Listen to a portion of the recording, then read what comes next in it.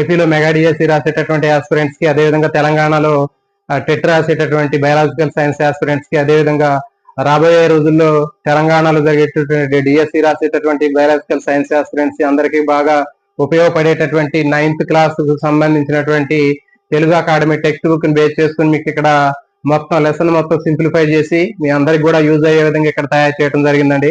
మరి ఈ లెసన్ అనేది మీకు 100% యూజ్ అవుతుంది. ఎవరైతే ఎస్జిటి ప్రిపేర్ అయ్యేటటువంటి వాళ్ళు ఉన్నారో, ఎస్జిటికి ప్రిపేర్ అయ్యేటటువంటి వాళ్ళు 10th క్లాస్ స్టాండర్డ్ వరకు ఉన్నటువంటి సిలబస్ ని మనం చదవాల్సినటువంటి అవసరం ఉంటుంది. మరి ఆ సందర్భంలోని మనకి మరి 8th 9th సంబంధించినటువంటి ఈవెన్ 10th క్లాస్ కూడా చదవాల్సినటువంటి అవసరం ఉంటుంది. కాబట్టి 8th 9th 10th సంబంధించినటువంటి బయాలజికల్ సైన్స్ సంబంధించినటువంటి అంశాలన్నీ కూడా మీకు చాలా సులభంగా ఈజీగా అర్థమయ్యే విధంగా మీకు ఆన్లైన్ క్లాసుల్లో ఇక్కడ మీకు యూట్యూబ్ లో ఇక్కడ చెప్పడం జరుగుతుందండి. సో వీటన్నిటిని కూడా మీరు అందరూ ఉపయోగించుకొని రాబోయే రోజుల్లో టెట్ లో కానివ్వండి, డిఎస్సీలో కానీ మీరు మంచి సక్సెస్ అవ్వాలని ఆశిస్తున్నాను. అదేవిధంగా ఈ ఛానల్ ఎవరైతే ఫస్ట్ టైం చూస్తున్నారో, ఛానల్ చూసేటటువంటి ఆస్పిరెంట్స్ అందరూ కూడా ఛానల్ ని సబ్స్క్రైబ్ చేయండి. అదేవిధంగా వీడియోని లైక్ చేయడం మాత్రం మర్చిపోవద్దు. ఆల్ నోటిఫికేషన్ బెల్ ఐకాన్ని ఆన్ చేసుకోండి. ఎందుకంటే ముందుగానే మీకు షెడ్యూల్ అనేది ఇవ్వటం అనేది సాధ్యం కాదు. ఎందుకంటే మాకున్నటువంటి టైం మాక్సిమం ఉన్నటువంటి టైంని మీకు స్పెండ్ చేయడం జరుగుతుంది. సో కాబట్టి ఆ ఉద్దేశంలోనే మీకు మాక్సిమం అవకాశం ఉంటే మీకు నోటిఫికేషన్ రూపంలో ముందుగానే ఇవ్వడం జరుగుతుంది. కాబట్టి మీరు all notification bell icon on చేసుకున్నట్లయితే మీకు ముందుగానే దీనికి సంబంధించినటువంటి నోటిఫికేషన్ వస్తుంది. వీడియోలన్నీ కూడా మిస్ అవ్వకుండా మీరు చూడడానికి అవకాశం ఉంటుంది. అట్లయితే వృక్ష కణజాలానికి సంబంధించినటువంటి చాప్టర్ మనం ఇక్కడ డిస్కస్ చేద్దాం. దాంట్లో మనకి కణజాలాలు అనేటటువంటి దాని గురించి నేర్చుకోవడం. ఫస్ట్ కణజాలాలు అనేటటువంటి తీసుకున్నట్లయితే మొక్కలో వివిధ రకాలైనటువంటి కణాలు కలిస్తే కొన్ని కణజాలాలు అనేవి తయారవుతున్నాయని చెప్పాం. మొత్తం అసలు మనకి ఏకకణ జీవులు, బహుకణ జీవులు అనేటటువంటివి 2 రకాలైనటువంటి జీవులు ఉంటాయని చెప్పాం. కణాల యొక్క సంఖ్యను ఆధారంగా తీసుకొని ఏకకణ జీవులు, బహుకణ జీవులు అనేటటువంటి 2 రకాలైనటువంటి కణాలు ఉంటాయని చెప్పాం. ఏకకణ జీవుల్లో కేవలం ఒకే కణం మాత్రమే ఉంటుంది, అమీబా, యుగ్లియన్ తర్వాత ఇట్లాంటివన్నీ కూడా. మరి బహుకణ జీవులు తీసుకున్నట్లయితే వీటిలో శరీరము చాలా ఎక్కువ సంఖ్యలో కణాలు అనేవి ఉంటాయని చెప్పాం. అందుకే వీటిని బహుకణ జీవులు అంటున్నారు. మరి బహుకణ జీవులు తీసుకున్నట్లయితే ఈ అనేక రకాలైనటువంటి కణాలన్నీ కూడా కలిసిపోయి కణజాలాలు ఏర్పడతాయని చెప్పాం. కణజాలన్నీ కలిసిపోయి అవయవం ఏర్పడుతుందని చెప్పాం. అవయవాలు కలిసి అవయవ వ్యవస్థలు, తర్వాత ఒక కంప్లీట్ ఒక మొక్క, జంతువు ఏర్పడుతుందని చెప్పాం. మరి మొక్కను తీసుకున్నట్లయితే మొక్కలో వివిధ భాగాలు అనేవి కనిపిస్తూ ఉంటాయి మనకి. మొక్కలో ఉన్నటువంటి భాగాలు తీసుకున్నట్లయితే ఈ కణజాలాలన్నీ కలిసిపోయి వేర్లు, కాండము, తర్వాత పత్రాలు, సో ఇలాంటి భాగాలన్నీ కూడా మనం చూస్తూనే ఉంటాం. మొక్కలో ఉండేటటువంటి భాగాల్లో వేరు, కాండము, పత్రాలు, తర్వాత పుష్పాలు, సో ఈ భాగాలన్నీ కూడా మనం చూస్తూనే ఉన్నాము.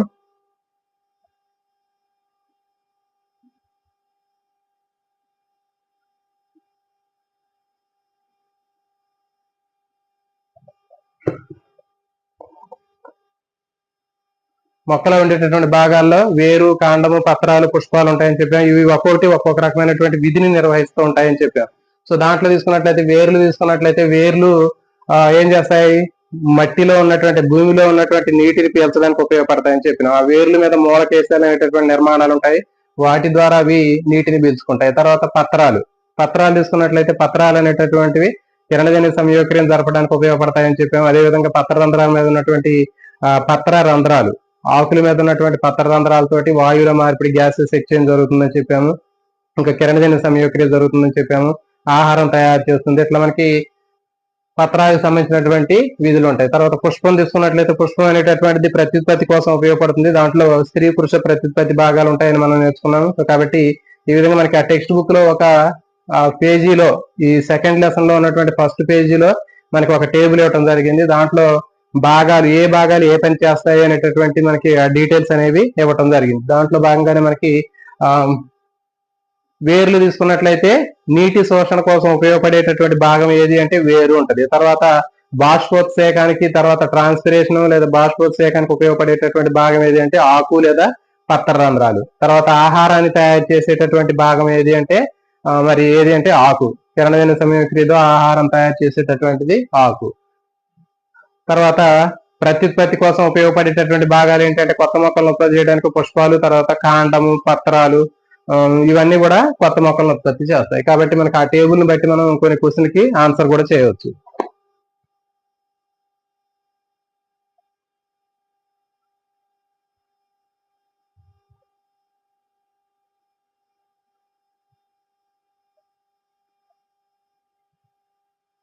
తర్వాత మనకి కణజాలాలు అంటే ఏంటో ఇక్కడ మనం డిస్కస్ చేద్దాం. కణజాలాలు అంటే ఏంటండి, ఒకే రకమైనటువంటి ఆకారం కలిగి, ఒకే రకమైనటువంటి నిర్మాణాన్ని కలిగి ఉండి, ఒకే రకమైనటువంటి పని చేసేటటువంటి కణాల సముదాయాన్ని కణజాలం అని చెప్పడం జరుగుతుంది. ఇక్కడ చూడండి, మనకి కణాలు తీసుకున్నట్లయితే ఆకారం ఒకే రకంగా ఉంది, వాటి నిర్మాణం ఒకే రకంగా ఉంది, అవి చేసేటటువంటి పని కూడా ఒకే రకంగా ఉంటుంది. కాబట్టి అలాంటి కణాలను ఏమంటారంటే కణజాలాలు అని చెప్పడం జరుగుతుంది. టిష్యూస్ అంటారు.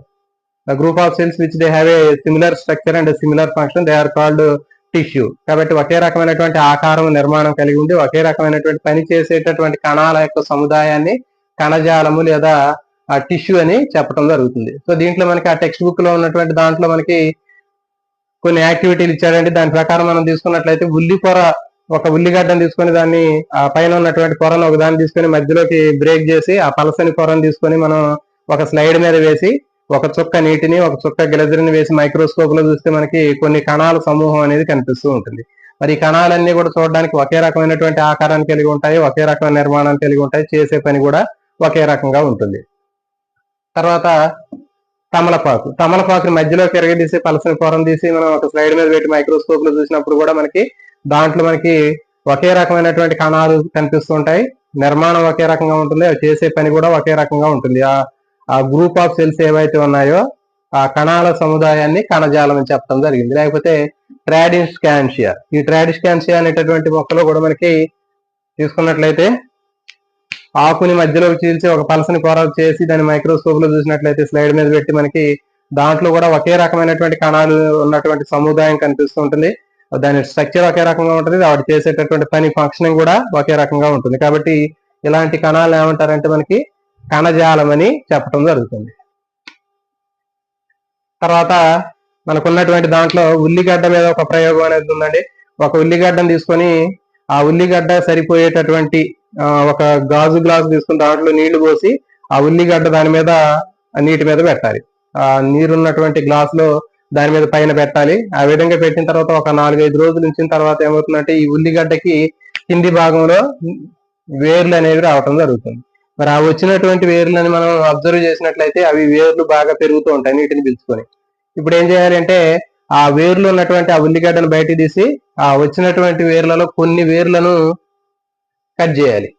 ఆ ఉన్నటువంటి వేర్లు ఏవైతే ఉన్నాయో ఆ వచ్చినటువంటి వేర్లలో 2 భాగాలుగా చేసి ఒక భాగాన్ని సగానికి వేర్లు కట్ చేయాలి, మిగిలినటువంటి ఆ వేర్లను అట్లాగే ఉంచాలి. సో ఆ విధంగా ఉంచడం వల్ల ఏమవుతుందంటే మనకి మళ్ళీ కొన్ని రోజుల తర్వాత ఒక 3-4 రోజుల తర్వాత మళ్ళీ ఏమవుతుందంటే ఈ వేర్లు పెరుగుతాయి.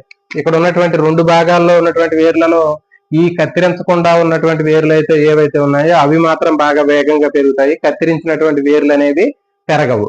కాబట్టి మరి దీనికి కారణం ఏంటనేది మనం ఇక్కడ పరిశీలించినట్లయితే ఈ వేర్లు అనుకుంటే వేర్లు కొన భాగాల్లో ఆ వేరు పెరుగుదలకు అవసరమైనటువంటి ఒక కణజాలం అనేది ఉంటుందని చెప్పాము. ఆ వేరు పెరుగుదలకు కారణమైనటువంటి కణజాలం ఉంటుంది. మరి ఎప్పుడైతే ఈ చివరి భాగంలో పెరుగుదలకు కారణమైనటువంటి కణజాలం ఉంటుందో ఆ వేరుని సగానికి కత్తిరించడం వల్ల ఏమవుతుందంటే ఆ వేరులో పెరుగుదల అనేది ఆగిపోయింది. సో కాబట్టి మరి ఈ వేరు యొక్క కొన భాగంలో ఒకే రకమైనటువంటి ఆకారము నిర్మాణం కలిగినటువంటి కణాలు ఒక సముదాయంగా ఉండి ఒకే రకమైనటువంటి పనిని చేస్తున్నాయి, అంటే పెరుగుదల కోసం ఉపయోగపడుతున్నాయి. సో కాబట్టి ఇక్కడ మనకి ఓవరాల్ గా ఈ కణాలు అనేటటువంటివి కణజాలాలుగా ఏర్పడతాయని చెప్పాము. ఈ కణజాలాలు అనేవి కలిసి కొన్ని పనులను చేస్తూ ఉంటాయని చెప్పాము. వాటికి ఒక ప్రత్యేకమైనటువంటి విధి అనేది ఉంటుంది.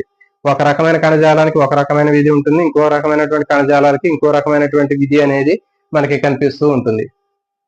తర్వాత ఆ లెసన్ లోనే ఒక అమ్మాయి ఒక పార్క్ కి వెళితే ఒక అతను చెట్లు కత్తిరిస్తూ ఉంటాడు.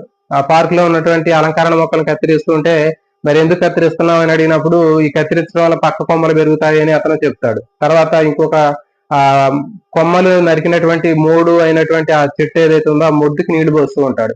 ఎందుకు నీళ్లు పోస్తున్నావు అని అడిగితే మరి ఇది చిగురించి కొత్త మొక్కలు వస్తాయని చెప్పి చెబుతున్నాడు. సో మరి దీనికి కారణం ఏంటంటే మొక్కలు కత్తిరించినప్పుడు కొమ్మలు పెరగడానికి, కొత్త కణజాలం ఏర్పడడానికి, మొక్కలు ఆకులు ఇవన్నీ భాగాలు పెరగడానికి ఉపయోగపడేటటువంటి నిర్మాణాలు అనేవి మొక్కల్లో ఉన్నటువంటి కణజాలాల్లాగా మనకి కనిపిస్తూ ఉంటాయి. సో మరి కాబట్టి ఫైనల్ గా మనకి మొక్కలో ఉన్నటువంటి కణజాలాల్ని మనం 4 రకాలైనటువంటి కణజాలాలుగా మనం డివైడ్ చేయడం జరుగుతుంది. ఈ 4 రకాలైనటువంటి కణజాలాలు అనేటటువంటి ఎట్లా ఉంటాయి ఏంటి అనేది ఇక్కడ మనం చూద్దాం.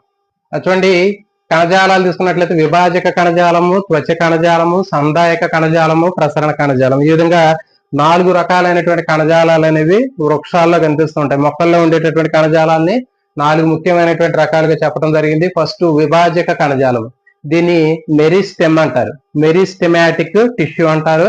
రెండవది త్వచ కణజాలం, ఈ త్వచ కణజాలం చూసుకున్నట్లయితే దీన్ని డెర్మల్ టిష్యూ అంటారు, త్వచ కణజాలము డెర్మల్ టిష్యూ అంటారు. మూడవది సంధాయక కణజాలం, దీన్ని కనెక్టివ్ టిష్యూ అని చెప్తారు. తర్వాత నాలుగవది ప్రసరణ కణజాలం అండి, ఈ ప్రసరణ కణజాలాన్ని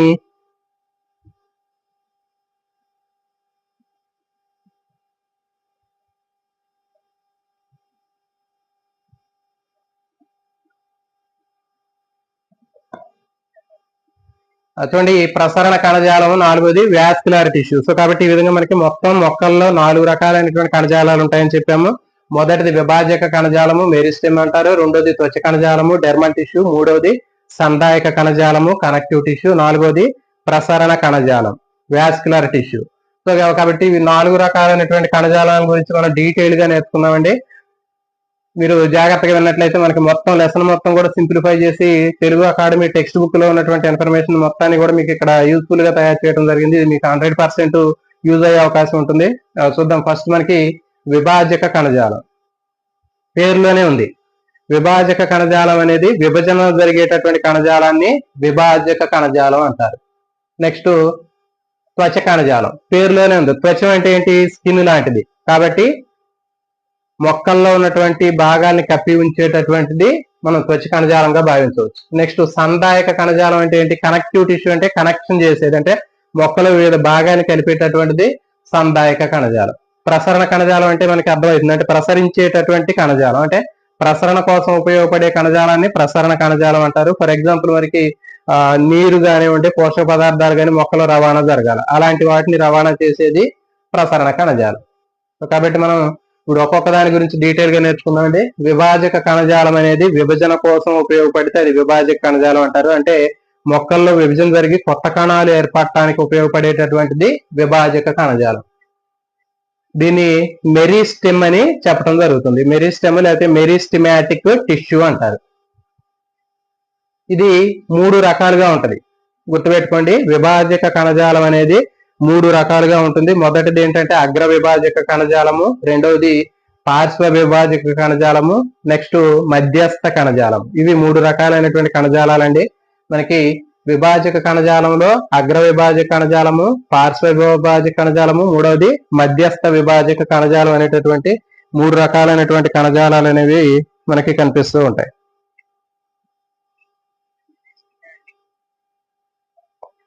మరి 3 రకాలైనటువంటి కణజాలాలు తీసుకున్నట్లయితే ఎక్కడ ఉంటాయి, ఏం చేస్తాయని తీసుకున్నట్లయితే అగ్ర విభాజక కణజాలంలో మనకి కొన భాగంలో ఉంటాయి, అంటే కాండం యొక్క కొన భాగంలో ఉండి ఆ కాండం యొక్క కొన భాగం పైకి పెరగడానికి ఉపయోగపడుతుంది. దీన్ని అగ్ర విభాజక కణజాలం అంటారు.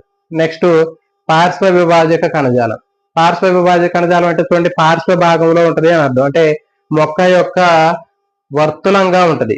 ఇది చూడండి, ఇట్లా అంచుల్లో ఉంటది. ఇట్లా కాండానికి, ఫర్ ఎగ్జాంపుల్ ఇది కాండం అనే అడ్డుకోతుంది చూస్తే, ఇట్లా అంచుల్లో ఇట్లా పార్శ్వ భాగాల్లో కనిపించేటటువంటి కణజాలాన్ని పార్శ్వ విభాజక కణజాలం అంటారు. దీనికి ఇంకో పేరు కూడా ఉంటది, కేంబియం అంటారు. ఇంపార్టెంట్ అండి, పార్శ్వ విభాజక కణజాలాన్ని కేంబియం అని చెప్పడం జరుగుతుంది. నెక్స్ట్ మూడవది మధ్యస్థ విభాజక కణజాలం, ఇంటర్ క్యాలరీ మెరిస్టెమాటిక్ టిష్యూ అని చెప్పడం జరుగుతుంది. కాబట్టి ఇది మధ్యస్థ విభాజక కణజాలం ఎక్కడెక్కడ ఉంటది, ఏం చేసింది అంటే, ఇక చూడండి, ఎక్కడైతే కాండం మీద ఆకులు వస్తున్నాయో, ఎక్కడైతే కాండం మీద పత్రాలు పెరుగుతున్నాయో, లేకపోతే పుష్పాలు వస్తున్నాయో, పక్క కొమ్మలు వస్తాయో, అక్కడ వచ్చేటటువంటి ప్రాంతంలో ఉండేటటువంటి కణజాలాన్ని మధ్యస్థ విభాజక కణజాలం అంటారు. గుర్తుపెట్టుకోవాలి, మధ్యస్థ విభాజక కణజాలం అనేది ఆ మొక్క మీద ఆకులు వచ్చేటటువంటి భాగంలో, పుష్పాలు పెరిగేటటువంటి భాగంలో, తర్వాత పక్క కొమ్మలు వచ్చేటటువంటి ప్రాంతంలో, అవి అక్కడ ఉండేటటువంటి విభాజక కణజాలాన్ని మధ్యస్థ విభాజక కణజాలం అంటారు. ఫర్ ఎగ్జాంపుల్ ఇక్కడ చూడండి, ఇక్కడ ఒక ఆకు వచ్చింది అంటే ఇక్కడ ఏ కణజాలం ఉన్నట్లు, మధ్యస్థ విభాజక కణజాలం ఉన్నట్లు. ఇక్కడ ఒక పువ్వు వచ్చింది, ఇక్కడ ఆ పుష్పానికి సంబంధించినటువంటి వృంతం ఉంది, కాబట్టి అక్కడ ఏ కణజాలం ఉన్నట్లు, మధ్యస్థ విభాజక కణజాలం ఉన్నట్లు. నెక్స్ట్ ఇక్కడ కొమ్మ వచ్చింది, పక్క కొమ్మ, ఆ పక్క కొమ్మ వచ్చినప్పుడు అక్కడ ఏ కణజాలం ఉన్నట్లు, మధ్యస్థ విభాజక కణజాలం ఉన్నట్లు. కాబట్టి గుర్తుపెట్టుకోండి, మధ్యస్థ విభాజక కణజాలాన్ని ఇంటర్ క్యాలరీ మెరిస్టెమ్ అని చెప్తారు. ఇది ఎక్కడైతే ఆకులు, పుష్పాలు, పక్క కొమ్మలు వస్తాయో ఆ వచ్చేటటువంటి ప్రాంతంలో ఉన్నటువంటి కణజాలాన్ని మధ్యస్థ విభాజక కణజాలం అంటారు. నెక్స్ట్ పార్శ్వ విభాజక కణజాలానికి ఇంకో పేరు ఏంటి అని అడుగుతాడు. ఇది కేంబియం అంటారు. పార్శ్వ విభాజక కణజాలానికి ఇంకో పేరు ఏది అంటే కేంబియం అంటారు. ఇది మొక్కని వర్తులంగా పెంచుతుంది. ఇట్లా డైరెక్ట్ గా అడుగుతాడు, మొక్క వర్తులంగా పెరగడానికి అవసరమయ్యేటటువంటి కణజాలం ఏది అంటే మనకి పార్శ్వ విభాజక కణజాలం. వర్తులం అంటే ఏంటంటే చుట్టూ రౌండ్ గా. ఇటువంటి ఫస్ట్ ఫర్ ఎగ్జాంపుల్ కొన్ని మొక్కలు మనం చూస్తూ ఉంటాం. స్టార్టింగ్ లో చూసినప్పుడు చిన్నగా ఉంటాయి. తర్వాత కొన్ని రోజుల తర్వాత ఏమవుతుందంటే ఆ చెట్టు కొమ్మ లేకపోతే ఆ మొదలు ఏదైతే ఉందో అది బాగా లావుగా పెరిగింది. అంటే ఏంటి, దాని చుట్టుకొలతలో మనకి అది బాగా పెరుగుతుంది. ఇది చూడండి, ఇక్కడ కొంచెం డయామీటర్ తీసుకున్నట్లయితే దీనికి ఇక్కడ నుంచి ఇక్కడ వరకు మనకి తక్కువ ఉంది. కానీ తర్వాత తీసుకుంటే ఒక 4-5 సంవత్సరాల తర్వాత ఇక్కడ నుంచి ఇక్కడ వరకు ఉన్నటువంటి ఆ వ్యాసం ఏదైతే ఉందో అది పెరిగిద్ది. సో కాబట్టి మరి అక్కడ అట్లా పెరగడానికి కారణం ఏంటంటే పార్శ్వ విభాజక కణజాలం. ఇది మొక్క కాండాన్ని వర్తులంగా పెంచడానికి ఉపయోగపడేది ఏది అంటే మనకి గుర్తుపెట్టుకోండి పార్శ్వ విభాజక కణజాలం. ఇక్కడ ఉంది చూడండి, పార్శ్వ అనగానే వర్తులంగా పెరిగేది అని గుర్తుపెట్టుకోండి. పార్శ్వ అనగానే లాస్ట్ లో లెటర్ వా అనేటటువంటి లెటర్ ఉంటుంది. వా అనేటటువంటి లెటర్ తోటి వర్తులం అని గుర్తుపెట్టుకోండి. పార్శ్వ అంటే వర్తులం. అగ్ర తెలుసు మనకి ఆల్రెడీ. అగ్రం అంటే చివర అని అర్థం. అంటే ఏంటి, వేరు చివర ఉంటది, కాండం చివర కూడా ఉంటది. ఇప్పుడు వేరు తీసుకున్నాం అనుకోండి, ఇది వేరు. ఈ వేరు యొక్క కొన భాగం కిందికి పెరుగుతూ ఉంటది. ఇక్కడ చెప్పాం మనం ఆల్రెడీ. ఉల్లిగడ్డను తీసుకొని నేలల్లో పెట్టినప్పుడు అది పెరుగుతూ ఉంటదని చెప్పాము, వేర్లు వస్తాయని చెప్పాము. మరి ఇక్కడ ఈ వేర్లను మనం కొన్ని సముదాయాన్ని కత్తిరించినప్పుడు కొన్ని రోజుల తర్వాత ఆ వేరు కొన భాగాలు పెరుగుదల ఆగిపోయిందని చెప్పాం. మరి అట్లా ఎందుకు ఆగిపోయింది అంటే ఇక్కడ ఉన్నటువంటి అగ్ర విభాజక కణజాలాన్ని మనం కత్తిరించాము కాబట్టి అక్కడ పెరుగుదల అనేది ఆగిపోయింది. సో కాబట్టి అగ్ర విభాజక కణజాలం అనేది గుర్తుపెట్టుకుంటే ఎక్కడ ఉంటది, ఏం చేసింది అంటే వేరు కొన భాగంలో ఉంటది, కాండ కొన భాగంలో ఉంటది. ఇది కొన భాగాలు పెరగడానికి ఉపయోగపడింది. ఇది అగ్ర విభాజక కణజాలం. పార్శ్వ విభాజక కణజాలం చెప్పాం కదా, ఎక్కడైతే ఆకులు తర్వాత పుష్పాలు కొమ్మలు వస్తాయో ఆ ప్రాంతంలో ఉండేటటువంటి కణజాలాన్ని మధ్యస్థ విభాజక కణజాలం అంటారు. ఇది వర్తులంగా పెరగడానికి ఉపయోగపడేటటువంటి దాన్ని కేంబియం లేదా పార్శ్వ విభాజక కణజాలం అంటారు. సో ఇది మనకి విభాజక కణజాలంలో ఉన్నటువంటి ముఖ్యమైనటువంటి రకాలు. నెక్స్ట్ రెండవది త్వచ కణజాలం అండి. త్వచ కణజాలం తీసుకున్నట్లయితే దీన్ని డెర్మల్ టిష్యూ అంటారు. మరి త్వచ కణజాలంలో మనకి మొక్క యొక్క భాగాలని కప్పి ఉంచేటటువంటి ఒక చర్మం లాంటిది అని అర్థం. ఫర్ ఎగ్జాంపుల్ మనకి చర్మం ఏ విధంగా కప్పి రక్షిస్తూ ఉంటుందో అట్లాగే మొక్క భాగాన్ని కూడా కప్పి రక్షించేటటువంటిది ఏదైతే ఉందో దాన్ని త్వచ కణజాలము లేదా డెర్మల్ టిష్యూ అంటారు. గుర్తుపెట్టుకోండి, త్వచ కణజాలము లేదా డెర్మల్ టిష్యూ అనేటటువంటిది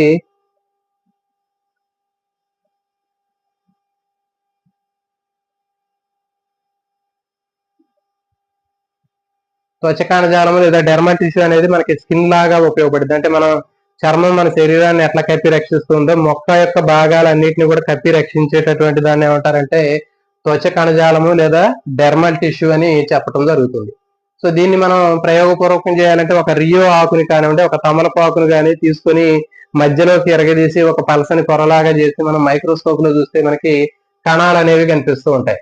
మరి కణాలు అనేవి మనం తీసుకున్నట్లయితే దాంట్లో మనకి ఒకే వరుసలో ఉన్నటువంటి కణాలని త్వచ కణజాలం అంటారు. గుర్తుపెట్టుకోండి, త్వచ కణజాలం ఉండే కణాలు అనేవి ఒకే వరుసలో ఒక పొరలాగా ఉంటాయి. ఇవన్నీ కూడా అంటే ఇప్పుడు నేల మీద పరిచినటువంటి రాళ్లు ఉంటాయి కదా, కింద మనకి టైల్స్ పరుస్తారు నేల మీద. ఆ టైల్స్ పరిచేటప్పుడు ఎట్లా ఒకే వరుసలో ఉంటాయో అట్లా త్వచ కణజాలం అనేటటువంటిది మొక్క యొక్క అన్ని భాగాల్ని అంటే వేరుని కప్పి ఉంచుద్ది, కాండాన్ని కప్పి ఉంచుద్ది, తర్వాత పత్రాన్ని కప్పి ఉంచుద్ది. సో ఈ భాగాలన్నిటిని మొక్క భాగాల్ని కప్పి ఉంచేటటువంటి పొర లాంటి దాన్ని త్వచ కణజాలం డెర్మల్ టిష్యూ అని చెప్పాం. ఇది ఒకే వరుసలో ఉన్నటువంటి కణాలను కలిగి ఉంటాయి. మరి దీంట్లో ఉండేటటువంటి భాగాలు ఏంటి అంటే చెప్పండి, చూడండి ఇక్కడ మనకి త్వచ కణజాలం అంటే మొక్క భాగాన్ని కప్పి ఉంచేదని చెప్పాం. దీంట్లో ఉండేటటువంటి భాగాలు తీసుకున్నట్లయితే బాహ్య చర్మం అనేది ఉంటుంది. ఒకటి బాహ్య చర్మం ఎపిడెర్మిస్ అంటారు. తర్వాత ఇంకా మనకి రక్షక కణాలు ఉంటాయి, పత్ర రంధ్రాలు ఉంటాయి, తర్వాత ఆకుల మీద కేశాలు లాంటివి ఉంటాయి, తర్వాత వేర్ల మీద మూల కేశాలు ఉంటాయి. ఇవన్నీ కూడా మనకి త్వచ కణజాలానికి సంబంధించినటువంటి భాగాలే. గుర్తుపెట్టుకోండి, మరి త్వచ కణజాలంలో ఏ ఏ భాగాలు ఉంటాయంటే బాహ్య చర్మం ఉంటది. అంటే కేవలం త్వచ కణజాలం అంటే ఒక బాహ్య చర్మే కాదండి, గుర్తుపెట్టుకోండి, బాహ్య చర్మము కూడా త్వచ కణజాలంలోనే ఒక భాగమే. ఆ బాహ్య చర్మంతో పాటు ఇంకా ఏమేమి ఉంటాయంటే పత్రరంధ్రాలు ఉంటాయి. ఆ పత్రరంధ్రాల చుట్టూ ఉండేటటువంటి రక్షక కణాలు ఉంటాయి. తర్వాత ఆకుల మీద తీసుకున్నట్లయితే కాండం మీద తీసుకుంటే చిన్న చిన్న వెంట్రుకలాగా ఉన్నటువంటి కేశాలు ఉంటాయి. తర్వాత బాహ్యచర్మ కేశాలు అంటారు వాటిని. తర్వాత వేర్లు తీసుకున్నట్లయితే వేర్ల మీద కూడా మనకి రూట్ హెయిర్ అనేది ఉంటుంది, మూల కేశాలు అనేవి కనిపిస్తూ ఉంటాయి. సో కాబట్టి ఈ భాగాలన్నీ కూడా మనకి త్వచ కణజాలానికి సంబంధించినటువంటి భాగాలే. ఈ కణాలన్నీ కూడా ఎట్లా ఉంటాయంటే కాస్త మందంగా కనిపిస్తూ ఉంటాయి. త్వచ కణజాలంలో ఉన్నటువంటి కణాలన్నీ కూడా మందంగా ఉంటాయి. తర్వాత కొన్ని ఎడారి మొక్కలు తీసుకున్నట్లయితే ఎడారి మొక్కల్లో మనకి మైనాన్ని స్రవిస్తూ ఉంటాయి. అంటే ఎడారి మొక్కల్లో బాహ్య చర్మం తీసుకున్నట్లయితే బాహ్య చర్మము ఎడారి మొక్కల్లో మనకి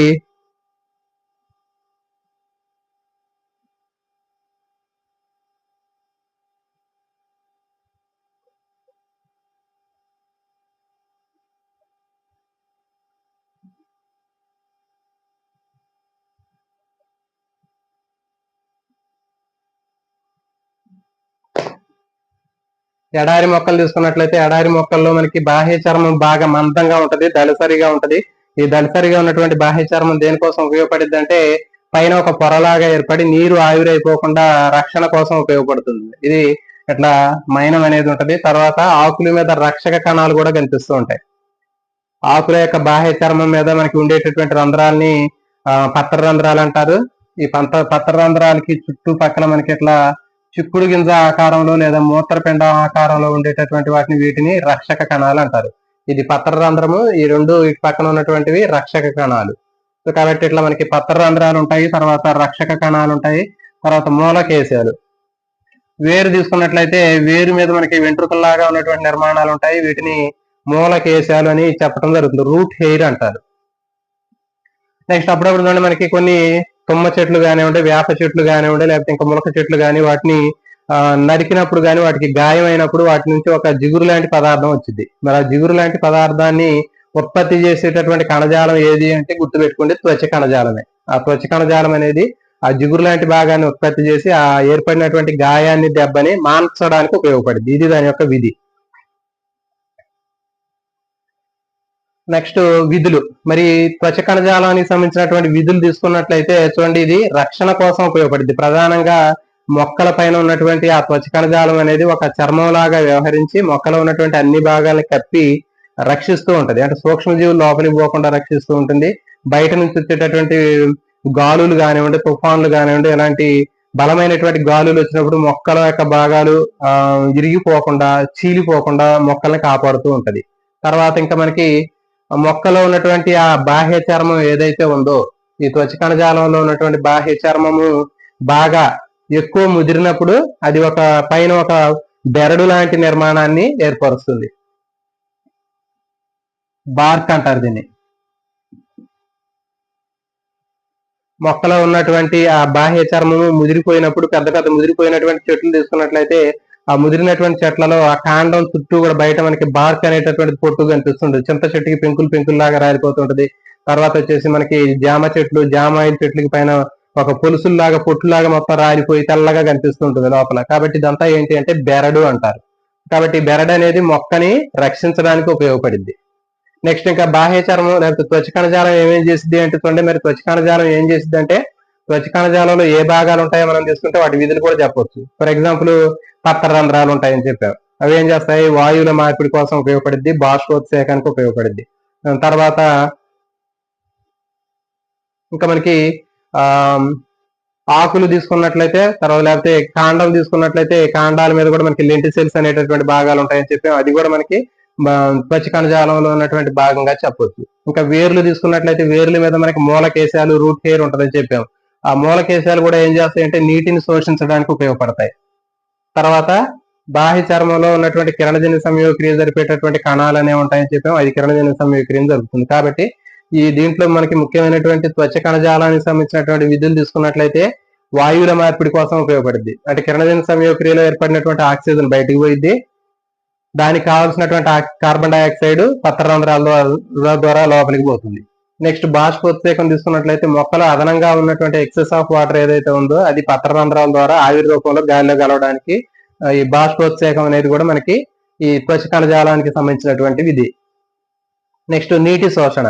మొక్కలు వేర్లు నీటిని పీలుస్తున్నాయని చెప్పాం. మరి ఆ వేర్లలో ఉన్నటువంటి ఆ త్వచ కణజాలం నుంచి వచ్చినటువంటి మూలకేశాలు ఏవైతే ఉన్నాయో మూలకేశాల ద్వారా నీటిని శోషించడం జరుగుతుంది. నెక్స్ట్ త్వచ కణజాలంలోనే కిరణజన్య సంయోగక్రియను జరపడానికి ఉపయోగపడేటటువంటి హరిత రేణువులు అనేవి ఉంటాయి. ఫర్ ఎగ్జాంపుల్ లేత ఆకుల యొక్క ఉపరితలం కానివ్వండి, లేకపోతే లేత కాండం మీద ఉన్నటువంటి ఆకుల యొక్క ఉపరితలంలో కానీ మనకి హరిత రేణువులు ఉంటాయి. ఇవన్నీ కూడా కిరణజన్య సంయోగక్రియని నేర్పడం జరుగుతుంది. సో కాబట్టి ఇవి వీటికి సంబంధించినటువంటి విధులు. ఇది త్వచ కణజాలం. అర్థమైంది కదా. త్వచ కణజాలం గురించి బ్రీఫ్ గా చూద్దాం. త్వచ కణజాలం అనేది మొక్క యొక్క అన్ని భాగాల్ని కప్పి, మనకి చర్మం ఎట్లా అయితే ఉంటుందో అట్లా మొక్క భాగాలన్నింటినీ కూడా కప్పి రక్షిస్తుంది. అంటే వేరులను కప్పి రక్షిస్తుంది, కాండాన్ని కప్పి రక్షిస్తుంది, పత్రాలను కప్పి రక్షించేటటువంటి భాగాన్ని త్వచ కణజాలం అని చెప్తారు. మరి అయితే ఈ త్వచ కణజాలంలో ఏ ఏ భాగాలు ఉంటాయంటే బాహ్య చర్మం ఉంటది, దాని మీద మూలకేశాలు ఉంటాయి, తర్వాత పత్ర రంధ్రాలు ఉంటాయి, దాని పక్కన ఉండే రక్షక కణాలు ఉంటాయి, అదే వేర్లు తీసుకున్నట్లయితే మూలకేశాలు ఉంటాయి. ఈ భాగాలన్నీ కూడా మరి మొక్కలో ఉన్నటువంటి త్వచ కణజాలానికి సంబంధించినటువంటి భాగాలే. తర్వాత మొక్క నుంచి వచ్చేటటువంటి జిగురు లాంటి పదార్థం కూడా ఏ భాగం నుంచి వస్తుంది అంటే అది త్వచ కణజాలం నుంచే తయారవుతుంది. తమలపాకు తర్వాత ఈ ఆకులు మనం పరిశీలించినట్లయితే రియో ఆకులు పరిశీలిస్తే దాంట్లో మనకి కణాలు కనిపిస్తుంటాయి. బయట ఒకే వరుసలో ఉన్నటువంటి కణాలు మనకి త్వచ కణజాలానికి సంబంధించినవి. విధులు అయితే రక్షణ కోసం ఉపయోగపడుతుందని చెప్పాము, తర్వాత బెరడు లాగా ఉపయోగపడుతుందని చెప్పాము, తర్వాత వాయువుల మార్పిడికి, బాష్పోత్సేకానికి, నీటి శోషణకి, కిరణజన్య సంయోగక్రియ కోసం ఉపయోగపడుతుంది. సో ఇది త్వచ కణజాలం. నెక్స్ట్ సందాయక కణజాలం. సందాయక కణజాలం తీసుకున్నట్లయితే కనెక్టివ్ టిష్యూ అంటారు దీన్ని. ఈ సందాయక కణజాలం అనేది మొక్కలో ఉన్నటువంటి వివిధ భాగాలనేది కలుపుతూ ఉంటుంది. మొక్కలో ఉన్నటువంటి వివిధ భాగాల్ని కలిపేటటువంటి కణజాలము సందాయక కణజాలము. మొక్కలో అత్యధిక భాగం ఏ కణజాలం ఉంటుందంటే సందాయక కణజాలం అని చెప్పడం జరుగుతుంది. మొక్కలో ఎక్కువ భాగాన్ని ఆక్రమించేది ఈ సందాయక కణజాలమే. మరి ఈ సందాయక కణజాలం గురించి ఇక్కడ మనం దీని గురించి డిస్కస్ చేద్దామండి.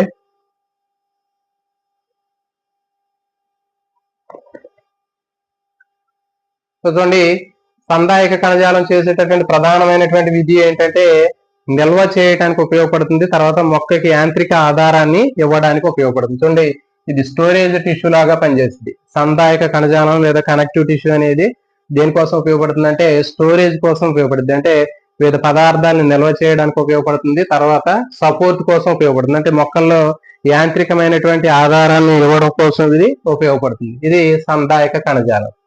మరి దీంట్లో 3 రకాలైనటువంటి కణజాలాలు ఉంటాయండి సందాయక కణజాలంలో. చూడండి, ఇంపార్టెంట్ ఇది. ఒకటి మృదు కణజాలం, దీన్ని ప్యారంకైమా అని చెప్తారు. మృదు కణజాలానికి ఇంకో పేరు ఏంటంటే ప్యారంకైమా అంటారు.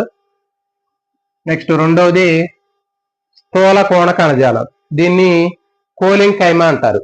స్థూల కోణ కణజాలాన్ని కోలింకైమా అంటారు. ఇక్కడ చూడండి, స్థూల కోణ అన్నప్పుడు ఇక్కడ మనకి కో అంటే కోలింకైమా అని గుర్తుపెట్టుకోండి. నెక్స్ట్ దృఢ కణజాలం, ఇది స్క్లీరింకైమా. దృఢ కణజాలాన్ని స్క్లీరింకైమా అంటారు. మృదు కణజాలాన్ని ప్యారంకైమా అంటారు. స్థూల కోణ కణజాలాన్ని కోలింకైమా అంటారు. నెక్స్ట్ దృఢ కణజాలాన్ని స్క్లీరింకైమా అంటారు. ఇప్పుడు ఒక్కొక్క దాని గురించి చూద్దాం. మృదు కణజాలం, పేరు తగినట్టుగా దానికి మృదువైనటువంటి కణాలు ఉంటాయండి. మృదు కణజాలంలో ఉండే కణాలన్నీ కూడా ఎట్లా ఉంటాయంటే మృదువుగా, పలసగా, వదులుగా ఉంటాయి. ఇట్లా ప్రతి ఒక్క కణంలో కూడా ఒక కేంద్రకం ఉంటుంది. కణాలు అనేవి చాలా మృదువుగా ఉంటాయి, పల్చగా ఉంటాయి, వదులుగా ఉంటాయి. సో ఇవి మృదు కణజాలంలో ఉన్నటువంటి కణాలకు సంబంధించినటువంటి గుర్తింపు లక్షణాలు. మరి మృదు కణజాలం అనేది 3 రకాలుగా ఉంటుంది, గుర్తుపెట్టుకోవాలి. మృదు కణజాలంలో 3 రకాలైనటువంటి కణజాలాలు అనేవి ఉంటాయి. మళ్ళీ అవి ఏంటి అంటే క్లోరింకైమా, ఏరింకైమా, స్టోరేజీ, ప్యారంకైమా. ఇవి 3 రకాలైనటువంటి కణజాలాలు అనేవి మనకి మృదు కణజాలంలో ఉంటాయి.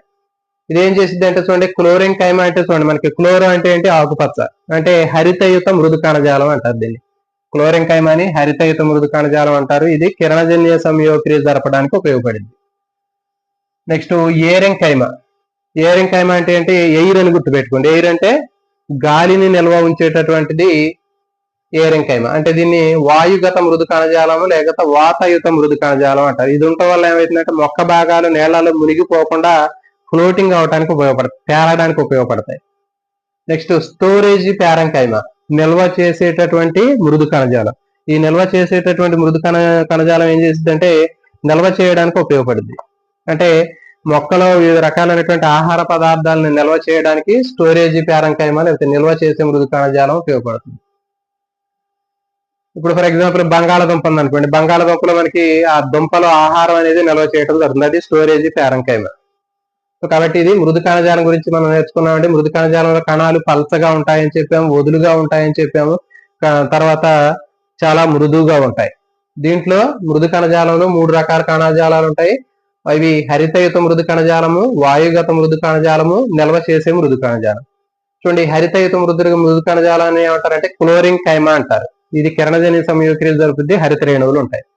నెక్స్ట్ ఏరింగ్ కైమా అంటే చూడండి, ఇక్కడ ఎయిర్ అని గుర్తుపెట్టుకోండి, అంటే గాలి గదులు కరిగినటువంటి భాగాలు ఉండి దాంట్లో గాలిని నిల్వ చేస్తాయి. దీన్ని వాయుగత మృదు కణజాలము లేకపోతే వాతయుత మృదు కణజాలం అంటారు. ఇది మొక్క భాగాలు నేలలో మునిగిపోకుండా తేలడానికి ఉపయోగపడతాయి. నెక్స్ట్ మూడోది స్టోరేజీ ప్యారంకైమా, నిల్వ చేసేటటువంటి మృదు కణజాలం. ఇదేం చేసిద్దంటే ఆహార పదార్థాలని నిల్వ చేస్తుంది. సో ఇది మృదు కణజాలం. నెక్స్ట్ స్థూల కోణ కణజాలం, దీన్ని కోలింగ్ కైమా అని పిలుస్తారండి. ఈ కోలింగ్ కైమాలో కణాలు అనేవి మృదు కణజాలంతో పోల్చినప్పుడు చాలా కొంచెం మందంగా ఉంటాయి, దళసరిగా మందంగా ఉంటాయి. కణాలు కొంచెం పొడవుగా కనిపిస్తూ ఉంటాయి. ఇక కణాలు అనేవి పొడవుగా ఉంటాయి. ఇవి వీటికి సంబంధించినటువంటి లక్షణాలు. స్థూల కోణ కణజాలానికి సంబంధించినటువంటి కణాలు అనేవి మృదు కణజాలంలో కణాల కంటే కొంచెం దళసరిగా ఉండి పొడవైనటువంటి ఆధారాలను కలిగి ఉంటాయి. ఇవి పొడవైనటువంటి నిర్మాణాన్ని కలిగి ఉంటాయి. మరి స్థూల కోణ కణజాలం ఏం చేసిందంటే యాంత్రిక ఆధారాన్ని కల్పించింది. ఇది కూడా మొక్కకి సపోర్ట్ అనేది ఇవ్వడానికి ఉపయోగపడింది. ఫర్ ఎగ్జాంపుల్ పెద్ద పెద్ద తుఫాన్లు, గాలిదుమ్ములు వస్తూ ఉంటాయి. మరి గాలిదుమ్ములు వచ్చినప్పుడు చెట్లు కొమ్మలు చూడండి పక్కకి ఒరిగిపోతాయి, కానీ మళ్ళీ తర్వాత అయిపోయిన తర్వాత యథాస్థితికి పైకి వస్తాయి. కాబట్టి అట్లా మెకానికల్ సపోర్ట్ ఇవ్వడానికి ఉపయోగపడతాయి.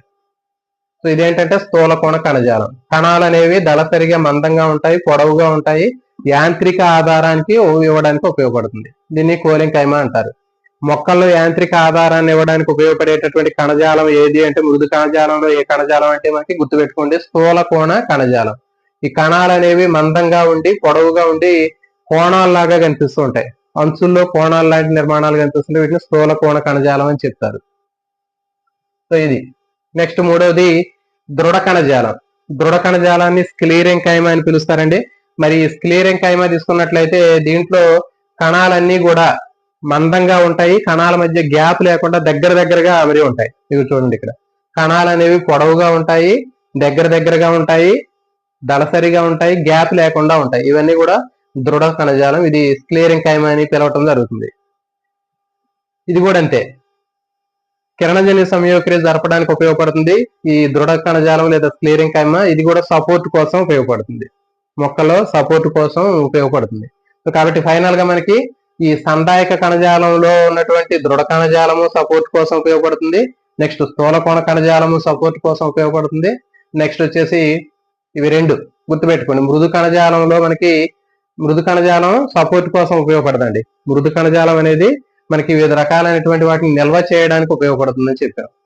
మృదు కణజాలము తర్వాత స్థూల కోణ కణజాలము, దృఢ కణజాలము, ఇవి రెండు కూడా ఏంటి అంటే సపోర్ట్ కోసం ఉపయోగపడతాయి, తర్వాత కిరణజన్య సమయక్రియ కోసం ఉపయోగపడతాయి. అయితే చూడండి, మరి నెహేమియా గ్రూ అనేటటువంటి ఈ శాస్త్రవేత్త ఎనాటమీ ఆఫ్ ప్లాంట్స్ అనేటటువంటి గ్రంథాన్ని రాయటం జరిగింది. ఇతను లండన్ లో ఉన్నటువంటి కళాశాలలో అతను పనిచేయడం జరిగింది. రాయల్ కాలేజీ ఆఫ్ లండన్ లో అతను దీనికి సంబంధించినటువంటి మొత్తం డీటెయిల్స్ మొత్తం కూడా అతను ఇచ్చి, అందులో దీనికి సంబంధించినటువంటి డీటెయిల్స్ మొత్తం కూడా ఇచ్చినటువంటి సైంటిస్ట్ గా చెప్పవచ్చు ఇతన్ని. మరి ఇతను రాసినటువంటి అంతర్నిర్మాణం కానివ్వండి, లేకపోతే కణజాలానికి సంబంధించినటువంటి కణజాల శాస్త్రాల మీద ఇతను పరిశోధన చేయడం జరిగింది. మొక్కలకు సంబంధించినటువంటి అంతర్నిర్మాణాల మీద పరిశోధన చేశాడు, కణజాలాల మీద కూడా ఇతను హిస్టాలజీ మీద పరిశోధన చేయడం జరిగింది. ఇతను రాసినటువంటి గ్రంథం ఏంటి అంటే ఎనాటమీ ఆఫ్ ప్లాంట్స్, మొక్కల్లో ఉన్నటువంటి వృక్ష అంతర్నిర్మాణ శాస్త్రము తర్వాత కణజాల శాస్త్రాల మీద ఇతను పరిశోధన చేయడం జరిగింది. ఇతను ఏం చెప్పాడంటే నెహేమియా గ్రూ, మొక్కల్లో ఉన్నటువంటి కణజాలాలు అనేవి రెండు రకాలుగా ఉంటాయని చెప్పాము. మొదటిది ఏంటి అంటే దవ్వ, మెత్తటి భాగాన్ని దవ్వ అని చెప్పాడు. తర్వాత గట్టిగా ఉండేటటువంటి భాగాన్ని ఇతను ఏం చెప్పాడంటే గట్టి భాగం అని చెప్పాడు. మెత్తటి భాగం ఉంటుంది, గట్టి భాగం ఉంటుంది అనే రెండు భాగాలుగా చెప్పాడు. మెత్తటి భాగాన్ని పిట్ అన్నారు, తర్వాత గట్టిగా ఉన్నటువంటి భాగాన్ని లిజీనియస్ పార్ట్ అని చెప్పడం జరుగుతుంది. లైజీనియస్ లేకపోతే లిజీనియస్ పార్ట్ అని చెప్పడం జరిగింది. సో కాబట్టి మీకు బిట్ ఏంటి అంటే మొక్కల్లో ఉన్నటువంటి కణజాలాల మీద కానివ్వండి, లేకపోతే అంతర్నిర్మాణ శాస్త్రం మీద కానీ పరిశోధన చేసినటువంటి శాస్త్రవేత్త. రాయల్ కాలేజ్ ఆఫ్ లండన్ లో అతను దానికి సంబంధించినటువంటి ప్రొఫెసర్ లాగా అతను పనిచేసి అందులో ఒక సభ్యుడిగా కూడా పనిచేయడం జరిగింది. ఇతను ఎవరంటే నెహేమియా గ్రూ, గుర్తుపెట్టుకోండి. నెక్స్ట్ ప్రసరణ కణజాలం. ప్రసరణ కణజాలం తీసుకున్నట్లయితే పేరులోనే ఉన్నట్లుగా మనకి ప్రసరణ కణజాలం అనేది ప్రసరణ కోసం ఉపయోగపడేటటువంటి కణజాలాన్ని ప్రసరణ కణజాలం అంటారు. మరి ఈ ప్రసరణ కణజాలంలో మనకి 2 రకాలైనటువంటి భాగాలు ఉంటాయి. చూడండి, దారువు పోషక కణజాలం. ప్రసరణ కణజాలం అనగానే మనకి వాస్కులర్ టిష్యూ అనగానే మనకి గుర్తు రావాల్సినటువంటి భాగాలు ఏంటి అంటే 2 ఉంటాయి. అది దారువు పోషక కణజాలం. దారువు పోషక కణజాలాన్ని కలిపి ప్రసరణ కణజాలం అంటారు, లేకపోతే వాస్కులర్ బండిల్ అని చెప్తారు. నాళికా పుంజాలని కూడా పెరగడం జరుగుతుంది. ప్రసరణ కణజాలాన్ని వాస్కులర్ టిష్యూ అంటారు. దారువు పోషక కణజాలం 2 కూడా ప్రసరణ కణజాలంలో ఉండేటటువంటి ముఖ్యమైన భాగాలు. ఈ దారువు పోషక కణజాలాన్ని ఏమంటారంటే వాస్కులర్ బండిల్ అంటారు, నాళికా పుంజాలు అంటారు. ఇంపార్టెంట్ అంటే నాళికా పుంజాల్లో ఏ భాగాలు ఉంటాయంటే దారువు పోషక కణజాలం అనే 2 భాగాలు ఉంటాయి.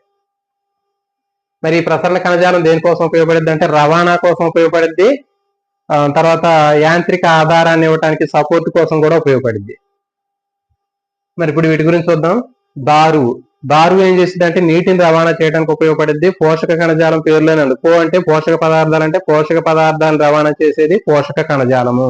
దారువు అంటే నీటిని రవాణా చేసేటటువంటిది దారువు, పోషక పదార్థాలు రవాణా చేసేది పోషక కణజాలం. మరి దారువు గురించి చూద్దాం.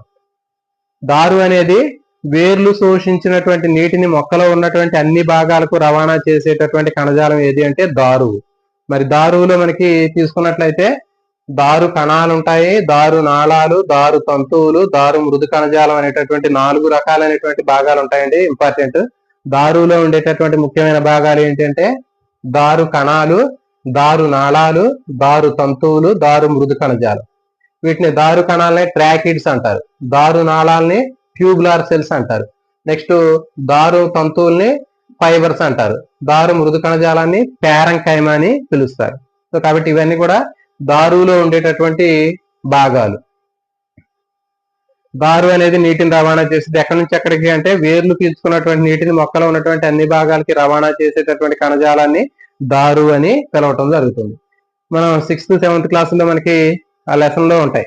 ఏంటంటే ఒక గోరింట మొక్కను తీసుకెళ్లి రంగు ఉన్నటువంటి రంగు నీరు ఉన్నటువంటి ఒక గ్లాస్ లో పెట్టినప్పుడు ఏం చేస్తుందంటే ఒక గంట 2 గంటల తర్వాత మొక్కను పరిశీలిస్తే ఆ మొక్క మీద ఎరుపు రంగులో ఉన్నటువంటి స్పాట్స్ మచ్చలు లాంటివి కనిపిస్తూ ఉంటాయి. తర్వాత ఆ మొక్కని మనం సెక్షన్ కటింగ్ చేసి చూస్తే ఎర్రగా కనిపిస్తూ ఉంటుంది లోపల.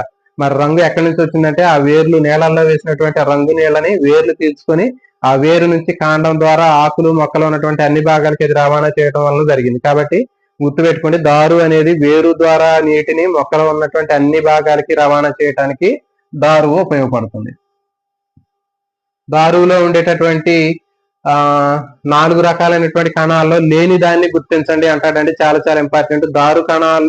దారు కణజాలంలో లేనటువంటి భాగాలు ఏంటి అంటే దారు కణాలు ట్రాకిడ్స్ ఇది ఉంటది, దారు నాళాలు ట్యూబులార్ సెల్స్ అంటారు ఇది ఉంటది, దారు తంతువులు ఉంటాయి ఫైబర్, దారు మృదు కణజాలం ప్యారంకైమా, ఇవి 4 ఉంటాయి. ఇవి కాకుండా వేరే ఆప్షన్ ఉంటే అది పెట్టాలి మీరు.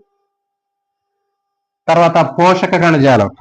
పోషక కణజాలం తీసుకున్నట్లయితే పేరులోనే ఉంది, పోషక పదార్థాలని రవాణా చేసేటటువంటి కణజాలాన్ని పోషక కణజాలం అంటారు.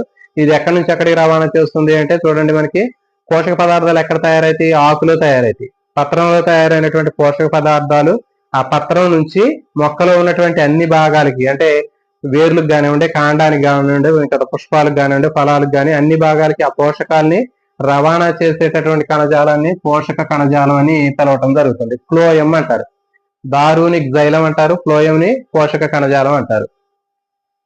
మరి పోషక కణజాలంలో కూడా దీంట్లో కూడా మనకి 5 రకాల కణాలు ఉంటాయండి. దారులో ఎలాంటి కణాలు ఉన్నాయో దీంట్లో కూడా పోషక కణజాలంలో కూడా అలాంటి కణాలే ఉంటాయి. అదనంగా ఇంకొక కణం ఉంటుంది. అదనంగా ఉన్నటువంటిది ఏంటి అంటే చూడండి, సహకణాలు, క్యాంపేనియన్ సెల్స్ అనేవి ఎక్స్ట్రా ఉంటాయి, గుర్తుపెట్టుకోండి. పోషక కణజాలంలో దారు కణాల కంటే డిఫరెంట్ గా ఉన్నటువంటి సెల్స్ ఏంటి అంటే సహ కణాలు అంటారు, వీటిని కంపానియన్ సెల్స్ అంటారు. దారు కణాల్లో ఉండి పోషక కణజాలం దారు కణాల్లో లేకుండా పోషక కణజాలంలో అదనంగా ఉన్నటువంటి కణాన్ని గుర్తించండి అని అడుగుతాడు. అదేంటి అంటే సహ కణాలు, కంపానియన్ సెల్స్ అనేవి పోషక కణజాలంలో ఉంటాయి అదనంగా. లేకపోతే సహ కణాలు, కాంపానియన్ సెల్స్ అనేవి ఏ కణజాలంలో ఉంటాయి అని అడుగుతారు. దారువు, పోషక కణజాలము 2 ఏది కాదు. సో కాబట్టి అప్పుడు మీరు ఆన్సర్ ఏది పెట్టాలి అంటే పోషక కణజాలం పెట్టాలి. నెక్స్ట్ చూడండి, దీంట్లో చాలని కణాలు, దీనికి చాలని అని పేరు పెట్టుండదండి. ఇక్కడ చూడండి, దారు కణాలు అంటే దారు బదులు ఇక్కడ చాలని అని చెప్తాం మనం. దారు కణాలు అంటే చాలని కణాలు, దారు నాళాలు, చాలని నాళాలు, దారు తంతువులు, ఇక్కడ నారలన్న తంతువులన్న ఒకటే. ఓకేనా. నెక్స్ట్ దారు మృదు కణజాలం, ఇక్కడ కూడా మృదు కణజాలం. సో కాబట్టి దారులో ఎలాంటి కణాలు ఉన్నాయో ఇక్కడ కూడా ఏ కణాలు ఉంటాయి, కానీ ఇక్కడ పేరు మాత్రం వీటిని దారు కణాలు, దారు నాళాలకి చాలని కణాలు, చాలని నాళాలు అనేవి ఉంటాయి. దాన్ని ఎట్లా గుర్తు పెట్టుకుంటారంటే పోషక కణజాలం అంటే ఏంటి, పోషక పదార్థాలు కదా, అంటే ఆహారం. అంటే ఆహారం పెడుతుంటే ఇక్కడ చాలు అని చెప్తాం మనం, అట్లా గుర్తు పెట్టుకోండి. చాలని కణాలు, చాలని నాళాలు, చాలులే అని చెప్తుందని మనకి పోషక పదార్థాలకు సంబంధించినట్లుగా గుర్తుపెట్టుకోండి. కాబట్టి ఇక్కడ చాలని కణాలని సీవ్ సెల్స్ అంటారు, తర్వాత చాలని నాళాలని సీవ్ ట్యూబ్స్ అంటారు, నెక్స్ట్ సహకణాలని క్యాంపేనియన్ సెల్స్ అంటారు, నారన్ ఫైబర్స్ అంటారు, మృదు కణజాలాన్ని ప్యారంకైమ అంటారు. ఈ రెండు కూడా సేమ్ అండి. ఇక్కడ నారలన్నా తంతువులన్నా ఒకటే, ఫైబర్ మృదు కణజాలం ప్యారంకైమ ఈ రెండు సేమ్. తర్వాత సహకణాలు కంపానియన్ సెల్స్, ఇవి అదనంగా ఎగస్ట్రా ఉన్నటువంటివి. తర్వాత ఇక్కడ చాలని నాళాలంటే సీవ్ ట్యూబ్స్, ఇక్కడ ట్యూబులర్ సెల్స్ దారు నాళాలని, ఇక్కడికి వచ్చేసరికి అవి చాలని నాళాలు అయ్యాయి, దారు కణాలు కాస్త చాలని కణాలు అయ్యాయి. ఇవి సీవ్ సెల్స్, సీవ్ ట్యూబ్స్ గుర్తుపెట్టుకోండి. సీవ్ అనేటటువంటి పదం గుర్తుపెట్టుకోండి, సీవ్ సెల్స్, సీవ్ ట్యూబ్స్. మనం నిన్న నేర్చుకున్నటువంటి కణాల్లో, వృక్ష కణాల్లో అన్ని కణాల్లో కూడా కేంద్రకం ఉంటుందని చెప్పాం, కానీ కేంద్రకం లేనటువంటి కణాలు 2 రకాలైనటువంటి కణాలు ఉంటాయని చెప్పాం. అదేంటి, ఆ ఎర్ర రక్త కణాల్లో కేంద్రకం ఉండదని చెప్పాం. దాంతో పాటు ఇంకొక వృక్ష కణజాలంలో ఉన్నటువంటి పోషక కణజాలంలో వృక్ష కణజాలాల్లో ప్రసరణ కణజాలానికి సంబంధించినటువంటి పోషక కణజాలంలో చాలని నాళాలు, చాలని కణాలకి మనకి కేంద్రకం ఉండదని చెప్పాం, గుర్తుపెట్టుకోండి. చాలని కణాలు, చాలని నాళాలు, సో వీటిలో మాత్రం కణాల్లో కేంద్రకం అనేది ఉంటుంది, గుర్తుపెట్టుకోండి. ఇది మొత్తం ఓవరాల్ గా మొక్కల్లో ఉన్నటువంటి కేంద్రకం లేనటువంటి కణాలు ఏవి అంటే పోషక కణజాలంలో, ఫ్లోయంలో ఉన్నటువంటి సీవ్ సెల్స్, సీవ్ ట్యూబ్స్, చాలని కణాలు, చాలని నాళాలు. సో ఇది ఈ విధంగా మనకి దారువు పోషక కణజాలం ఉందండి. తర్వాత చూసుకున్నట్లయితే యూకలిప్టస్ అనేటటువంటి మొక్క తీసుకున్నట్లయితే 200 అడుగులు ఎత్తు ఉంటుంది. తర్వాత రెడ్ వుడ్ తీసుకుంటే 300 అడుగులు ఎత్తు ఉంటుంది. మరి అంత ఎత్తు ఉన్నటువంటి మొక్కల్లో కూడా వేరు పీల్చుకున్నటువంటి నీటిని మొక్క భాగాలకి, ఆకు తయారు చేసినటువంటి భాగాలు ఆహారాన్ని ఆ 300 అడుగులు ఎత్తు వరకు కూడా అది రవాణా చేయాలి అంటే ఆ క్రెడిట్ అనేది మనకి ప్రసరణ కణజాలం లేదా వాస్కులర్ టిష్యూకే సాధ్యమవుతుంది. సో ఇది దీనికి సంబంధించినటువంటి ఇన్ఫర్మేషన్ అండి. ప్రసరణ కణజాలం అనేది ప్రసరణ కోసం ఉపయోగపడుతుందని చెప్పాము. దీంట్లో దారువు పోషక కణజాలం 2 ఉంటాయి. దీన్ని వాస్కులర్ బండిల్ లేకపోతే నాళిక పుంజాలు అంటారు. దారువు నీటిని రవాణా చేస్తుంది, పోషక కణజాలం పోషక పదార్థాలను రవాణా చేస్తుంది. దారువు ఎక్కడి నుంచి ఎక్కడికంటే వేరు నుంచి మొక్క భాగాలకి రవాణా చేస్తుంది నీటిని. పోషక కణజాలం అనేది ఆకు నుంచి మొక్క భాగాలకి రవాణా చేస్తుంది. దారులో దారు కణాలు, దారు నాళాలు, దారు తంతువులు, దారు మృదు కణజాలం ఉంటాయి. ట్రాకిడ్స్, tubular cells, fibre cells, ప్యారంకైమ.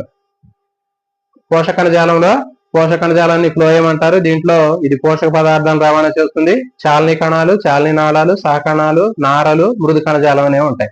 Sieve cells, sieve tubes, companion cells, fibre cells, ప్యారంకైమ.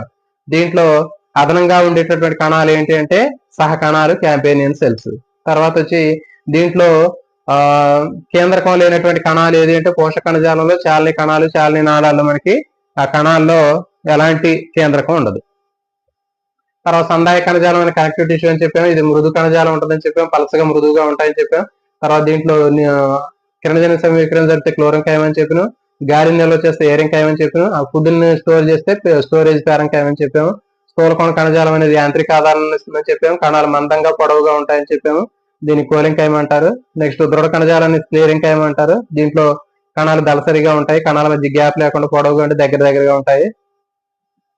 ఇది కిరణజన్య సంయోక్రియ జరుగుతుంది, యాంత్రిక ఆధారాన్ని కూడా ఇస్తుందని చెప్పాము. నెహేమియా గ్రూ అనేటటువంటి శాస్త్రవేత్త అంతర్నిర్మాణం మీద, కణజాల శాస్త్రం మీద పరిశోధన చేసి రాయల్ సొసైటీ ఆఫ్ లండన్ లో ఒక సభ్యుడిగా ఉన్నాడని చెప్పాము. ఇతను మొక్కలో ఉన్నటువంటి మెత్తని భాగం అని చెప్పాడు, ఫిట్ అని చెప్పాడు, గట్టిగా ఉండేటటువంటి భాగం లిజీనియస్ పార్ట్ అని చెప్పడం జరిగింది. నెక్స్ట్ త్వచ కణజాలం తీసుకుంటే మొక్కలో ఉన్నటువంటి అన్ని భాగాలకి అప్పిరక్షించేటటువంటి చర్మం లాంటిది అని చెప్పాము. దీంట్లో బాహ్య చర్మం ఉంటుందని చెప్పాము, రక్ష కణాలు ఉంటాయని చెప్పాము, పత్రరంధ్రాలు ఉంటాయని చెప్పాము, తర్వాత మూల కేశాలు ఉంటాయని చెప్పాము, బాహ్య చర్మ కేశాలు ఉంటాయని చెప్పాము, తర్వాత జిగురు లాంటి పదార్థాన్ని ఉత్పత్తి చేస్తుందని చెప్పాము. ఇది రక్షణ కోసం, తర్వాత వాయువుల మార్పిడికి, బాష్పోత్సేకానికి, నీటి శోషణకి, కిరణజన్య సంయోక్రియకి ఉపయోగపడుద్దని చెప్పాము. నెక్స్ట్ విభాజ్య కణజాలం తీసుకున్నట్లయితే విభాజ్య కణజాలం అనేది విభజన జరిగేటటువంటి ప్రాంతాల్లో ఉంటుందని చెప్పాము. కొత్త కణాలు ఏర్పాటు చేసేటటువంటి కణజాలము విభాజ్య కణజాలం అని చెప్పాము. దీంట్లో అగ్ర విభాజ్య కణజాలాన్ని ఎపికల్ అంటారు, ఎపికల్ మెరిస్టెమ్ అంటారు. ఇది వేరు కొన భాగంలోను కాండ కొన భాగంలో ఉండి పెరుగుదల కోసం ఉపయోగపడుతుంది. నెక్స్ట్ పార్శ్వ విభాజ్య కణజాలం అనేది వర్తులాకారంలో మొక్క పెరగడానికి ఉపయోగపడుతుంది, అంటే చుట్టుకొలత పెరగడానికి ఉపయోగపడుతుంది. దీనికి కేంబి అని కూడా అంటారు. మధ్యస్థ విభాజ్య కణజాలాన్ని ఇంటర్ క్యాలరీ మెరిస్టెమ్ అంటారు. దీన్ని ఇది ఎక్కడైతే మొక్క మీద ఆకులు తర్వాత పుష్పాలు పక్క కొమ్మలు వస్తాయో ఆ వచ్చేటటువంటి భాగాల్లో ఉండేటటువంటి కణజాలాన్ని మధ్యస్థ విభాజ్య కణజాలం ఇంటర్ క్యాలరీ మెరిస్టెమ్ అని చెప్పి చెప్పడం జరుగుతుంది. సో ఇది ఓవరాల్ గా మనకి 9th క్లాస్ లో ఉన్నటువంటి సెకండ్ చాప్టర్ వృక్ష కణజాలాలకు సంబంధించింది. మీరు ఈ లెసన్ ని పర్ఫెక్ట్ గా మీరు నేర్చుకున్నట్లయితే 100% మీకు ఎలాంటి బిట్ కూడా మిస్ అవ్వడానికి అవకాశం లేదు. మరి ఇది ఈ రోజు సెషన్ లో ఉన్నటువంటి లెసన్ అండి. మళ్ళీ నెక్స్ట్ సెషన్ లో మళ్ళీ ఈవినింగ్ మళ్ళీ వీటికి సంబంధించినటువంటి రిలేటెడ్ గా ఉన్నటువంటి ఇంటర్మీడియట్ సంబంధించినటువంటి చాప్టర్లు డిస్కస్ చేస్తున్నాం. కొత్తగా ఛానల్ చూసేటటువంటి ఆస్పిరెంట్స్ ఛానల్ ని సబ్స్క్రైబ్ చేయండి. అదేవిధంగా వీడియోని మర్చిపోకుండా లైక్ చేయండి. All notification bell icon on చేయండి. మీ ఫ్రెండ్స్ కి ముఖ్యంగా ఎక్కువ మందికి ఆ వీడియోని షేర్ చేసే ప్రయత్నం అయితే చేయండి. ఎందుకంటే చాలా మంది మరి బయాలజికల్ సైన్స్ సంబంధించినటువంటివి బాగా ఉపయోగపడతాయి అనేటటువంటి ఉద్దేశంతో నేను జీకే కరెంట్ అఫైర్స్ ని కూడా మనం కట్ చేసి వాటి ప్లేస్ లో ఈ కంటెంట్ సంబంధించినటువంటి కంప్లీట్ డీటెయిల్స్ మొత్తం ఇవ్వడానికి ప్రయత్నం చేయడం జరుగుతుందండి. కాబట్టి మీ ఫ్రెండ్స్ కి సాధ్యమైనంత ఎక్కువ మందికి మీరు షేర్ చేయండి, గ్రూప్స్ లో కూడా పెట్టండి. ఇది మీరు చేసేటటువంటి హెల్ప్ అని చెప్పొచ్చండి. అంటే మీరు చేసే మేము లెసన్ చెప్పినప్పుడు మీరు తీసుకునేటటువంటి ఆ సహాయానికి ప్రత్యేక సహాయంగా మీరు నలుగురికి షేర్ చేసినట్లయితే ఇంకో 10 మందికి ఉపయోగపడే అవకాశం ఉంటుంది. అందరికి కూడా ఆల్ ది బెస్ట్ అండి. Thank you for watching. జై హింద్.